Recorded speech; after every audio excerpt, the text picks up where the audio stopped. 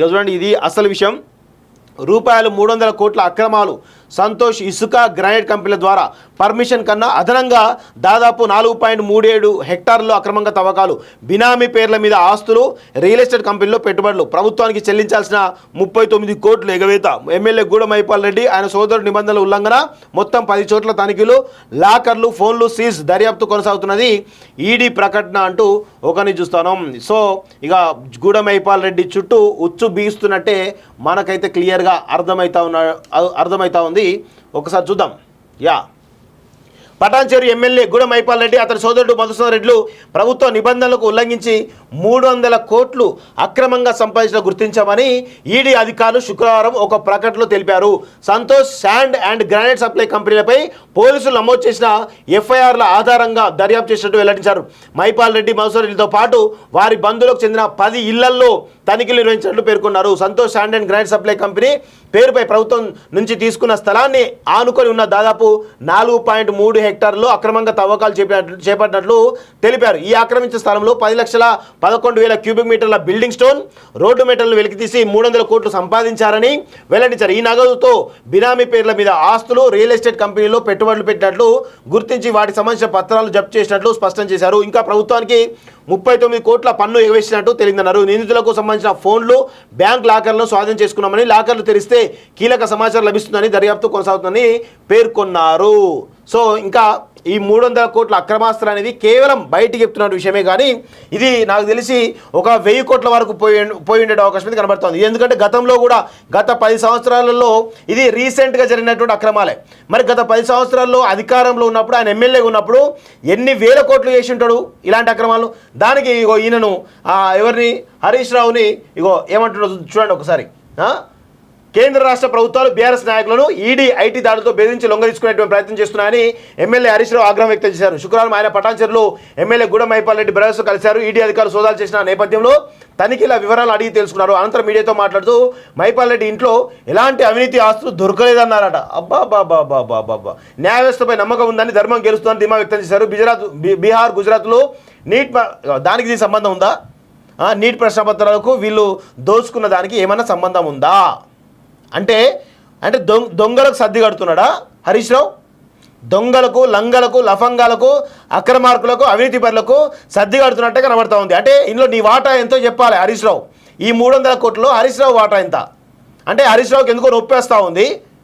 ఆయన 300 కోట్ల అక్రమాలు చేసి చెప్పేసి గతంలో కోడే కూర్చునే పత్రికలు అక్రమమైన చేస్తుందని చెప్పేసి పెద్ద విజువల్స్తో సహా వచ్చినాయి. ఈడీ కంప్లైంట్ చేయడం జరిగింది. ఎవరు? రాష్ట్ర ప్రభుత్వాలా? ప్రజలు ఇక్కడ ఉన్నటువంటి కొంతమంది వ్యక్తులు కంప్లైంట్ చేశారు. దాని ప్రకారం ఈడీ వచ్చి సోదాలు చేసింది. 300 కోట్ల అక్రమాస్తులు ఈరోజు అక్రమం జరిగాయని చెప్పేసి క్లియర్గా చెప్తా ఉన్నారు. 39 కోట్లు పన్ను ఎగవేస్తుందని చెప్పేసి క్లియర్గా తెలుస్తూ ఉంది. ప్రభుత్వ ఆదాయాన్ని గండిపెట్టని చెప్పేసి క్లియర్గా తెలుస్తూ ఉంది. ఈయన ఎందుకు అరెస్ట్ చేయొద్దు? బరాబర్ అరెస్ట్ చేయాలి, బరాబర్ లోపలేయాలి ఈడీ కేసులో. కల్వకుంట్ల కవిత 100 కోట్ల సంబంధించినటువంటి ముడుపులు ఇచ్చిన దానిలో 3 నెలలుగా కవితతో పాటు అరవింద్ కేజ్రీవాల్ 3 నెలలుగా జైల్లో ఉన్నారు. మరి ఈయన 39 కోట్లు ప్లస్ 300 కోట్లు అక్రమంగా సంపాదించిన దానిలో ఎందుకు మరి ఈయనను ఎందుకు జైల్లో వేయకూడదు? బరాబర్ ఈడీ త్వరలోనే మైపాల్ రెడ్డిని కూడా అరెస్ట్ చేసేటువంటి అవకాశాలు చాలా స్పష్టంగా ఉన్నాయి. ఇద్దరు అన్నదమ్ములు కూడా కొన్ని నెలల పాటు 6 నెలలు ఉంటారా, సంవత్సరం ఉంటారా, మొత్తానికైతే పెద్ద ఎత్తున వాళ్ళైతే జైల్లో, తిహార్ జైల్లో ఉండేటువంటి అవకాశం అయితే కనబడతా ఉంది. దానికి ఈ దొంగలకు సద్దులు కడతా ఉన్నాడు. సిగ్గుండారే కొంచెమైనా. ఎందుకు ఇట్లా వీళ్ళకు దొంగలకు సర్ది కడతా ఉన్నావు హరీష్ రావు? నీ వాటా ఏంటో తెలుసాలి. ఎందుకంటే ఎందుకు సర్ది కడుతున్నావు నేను చెప్తా. పటాన్చేరులో కొన్ని 100,000 ఎకరాల భూములు ఈరోజు మైపాల్ రెడ్డి హస్తగతమై ఉన్నాయి. వీళ్ళల్లో హరీష్ రావు సంబంధించినటువంటి బినామీ భూములు ఉన్నాయి, కవితకు సంబంధించిన బినామీ భూములు ఉన్నాయి, కేటీఆర్ సంబంధించిన బినామీ భూములు కూడా పెద్ద ఎత్తున మైపాల్ రెడ్డి సంబంధించినటువంటి కనుసన్నల్లో ఉన్నాయి. కాబట్టి ఈరోజు ఆయనను కాపాడేటువంటి ప్రయత్నం, ఆయన పైన ఏదైనా ఈగ వాలితే ఈరోజు వీళ్ళంతా కూడా వచ్చేటువంటి ప్రయత్నం జరుగుతూ ఉంది. ఇది చాలా దుర్మార్గమైనటువంటి విషయం. కేసీఆర్, హరీష్ రావు వీళ్ళంతా కూడా ఏ విధంగా దోచుకున్నారు తెలంగాణ ఈ ఒక ఎగ్జాంపులే. ఇవి ఎలక్షన్స్ ముందు అంటే వీళ్ళు ప్రభుత్వం రాకముందు, ఈ ప్రభుత్వం వచ్చిన తర్వాతనే ఇన్ని కోట్లే అంటే ప్రభుత్వం రాకముందు ఎన్ని ఉన్నాయో ఒక్కసారి అర్థం చేసుకోవాల్సిందిగా కోరుతా ఉన్నాను మిత్రులారా. ఇక చూడండి ఇది అసలు విషయం. రూపాయలు 300 కోట్ల అక్రమాలు. సంతోష్ ఇసుక గ్రానైట్ కంపెనీల ద్వారా పర్మిషన్ కన్నా అదనంగా దాదాపు 4.37 హెక్టార్లలో అక్రమంగా తవ్వకాలు, బినామీ పేర్ల మీద ఆస్తులు, రియల్ ఎస్టేట్ కంపెనీలో పెట్టుబడులు, ప్రభుత్వానికి చెల్లించాల్సిన 39 కోట్లు ఎగవేత, ఎమ్మెల్యే గూడెం మైపాల్ రెడ్డి ఆయన సోదరుడు నిబంధనల ఉల్లంఘన, మొత్తం 10 చోట్ల తనిఖీలు, లాకర్లు, ఫోన్లు సీజ్, దర్యాప్తు కొనసాగుతున్నది, ఈడీ ప్రకటన అంటూ ఒకరిని చూస్తాను. సో ఇక గూడెం మైపాల్ రెడ్డి చుట్టూ ఉచ్చు బీస్తున్నట్టే మనకైతే క్లియర్గా అర్థమవుతా ఉంది. ఒకసారి చూద్దాం. పటాన్చేరు ఎమ్మెల్యే గూడెం మైపాల్ రెడ్డి అతని సోదరుడు మధుసూదన్ రెడ్డిలు ప్రభుత్వ నిబంధనలకు ఉల్లంఘించి 300 కోట్లు అక్రమంగా సంపాదించిన గుర్తించామని ఈడీ అధికారులు శుక్రవారం ఒక ప్రకటనలో తెలిపారు.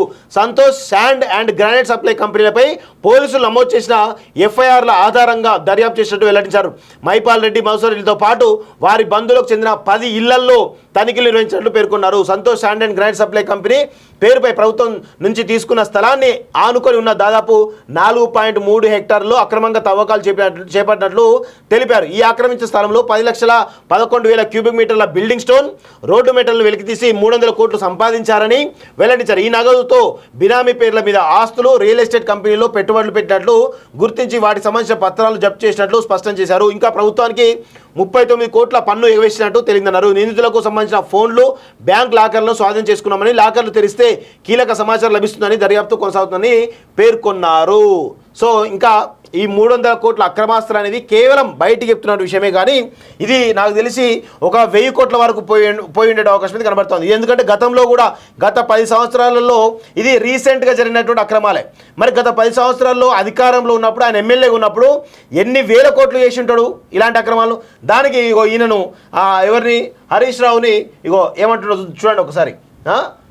కేంద్ర రాష్ట్ర ప్రభుత్వాలు బీఆర్ఎస్ నాయకులను ఈడీ ఐటీ దాడులతో బెదిరించి లొంగదీసుకునేటువంటి ప్రయత్నం చేస్తున్నాయని ఎమ్మెల్యే హరీష్ రావు ఆగ్రహం వ్యక్తం చేశారు. శుక్రవారం ఆయన పటాన్చెరులో ఎమ్మెల్యే గూడెం మైపాల్ రెడ్డి బ్రదర్స్ కలిశారు. ఈడీ అధికారులు సోదాలు చేసిన నేపథ్యంలో తనిఖీల వివరాలు అడిగి తెలుసుకున్నారు. అనంతరం మీడియాతో మాట్లాడుతూ మైపాల్ రెడ్డి ఇంట్లో ఎలాంటి అవినీతి ఆస్తులు దొరకలేదన్నారట. అబ్బా న్యాయ వ్యవస్థపై నమ్మకం ఉందని, ధర్మం గెలుస్తుందని ధీమా వ్యక్తం చేశారు. బీహార్, గుజరాత్లో నీట్ దానికి దీనికి సంబంధం ఉందా? నీట్ ప్రశ్నపత్రాలకు వీళ్ళు దోచుకున్న దానికి ఏమైనా సంబంధం ఉందా? అంటే దొంగలకు సర్ది కడుతున్నాడా హరీష్ రావు? దొంగలకు, లంగలకు, లఫంగాలకు, అక్రమార్కులకు, అవినీతి పరులకు సర్ది కడుతున్నట్టే కనబడతా ఉంది. అంటే ఇందులో నీ వాటా ఎంతో చెప్పాలి హరీష్ రావు. ఈ 300 కోట్లలో హరీష్ రావు వాటా ఎంత అంటే హరీష్ రావుకి ఎందుకో నొప్పేస్తూ ఉంది. ఆయన 300 కోట్ల అక్రమాలు చేసి చెప్పేసి గతంలో కోడే కూర్చునే పత్రికలు అక్రమమైన చేస్తుందని చెప్పేసి పెద్ద విజువల్స్తో సహా వచ్చినాయి. ఈడీ కంప్లైంట్ చేయడం జరిగింది. ఎవరు? రాష్ట్ర ప్రభుత్వాలా? ప్రజలు ఇక్కడ ఉన్నటువంటి కొంతమంది వ్యక్తులు కంప్లైంట్ చేశారు. దాని ప్రకారం ఈడీ వచ్చి సోదాలు చేసింది.